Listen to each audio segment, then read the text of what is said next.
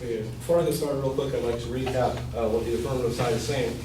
Our plan is to rescind the minimum wage increase to $15 an hour. It's, in case you don't know exactly how it's supposed to go right now, it's supposed to increase $1 per year until 2022,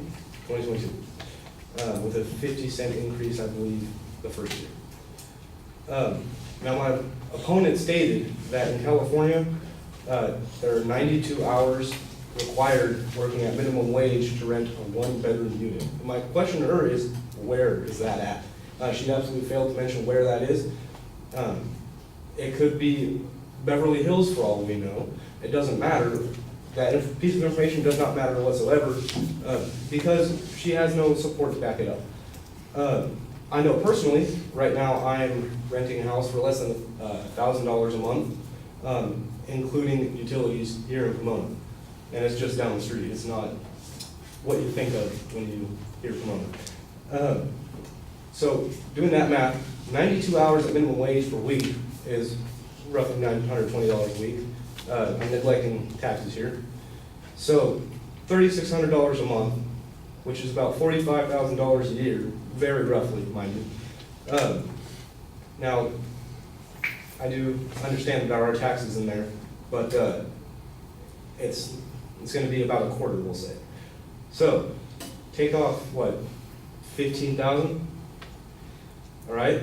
And in Bakersfield, I know my father rents homes to people all over Bakersfield. He's doing it for less than $1,200 a month. So that would leave you with $2,400 extra per month.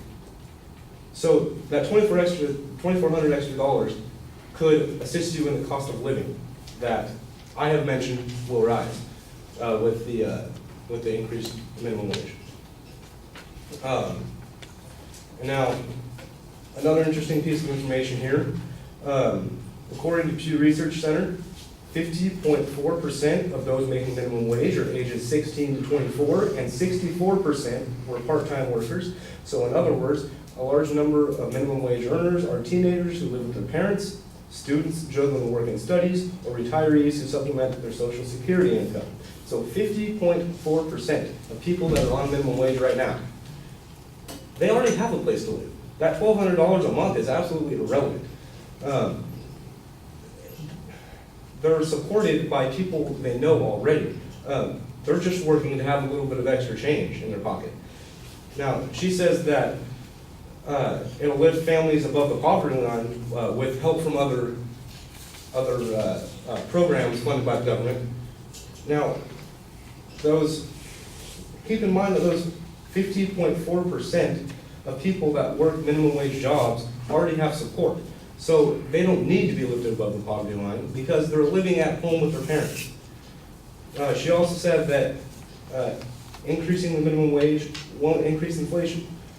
I found from Investopedia that, excuse me, one moment.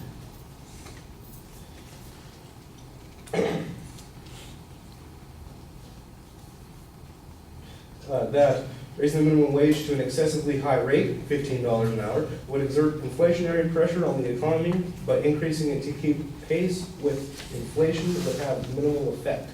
So if it's going to have minimal effect, my question is, why do it at all? If it's going to have minimal effect for those people that it's supposed to help, and I feel that my side has presented a strong enough case that we can say it's going to hurt more people than it's going to help, being the middle class, then why should we do it at all if it's not going to help the people it's intended to help? Thank you.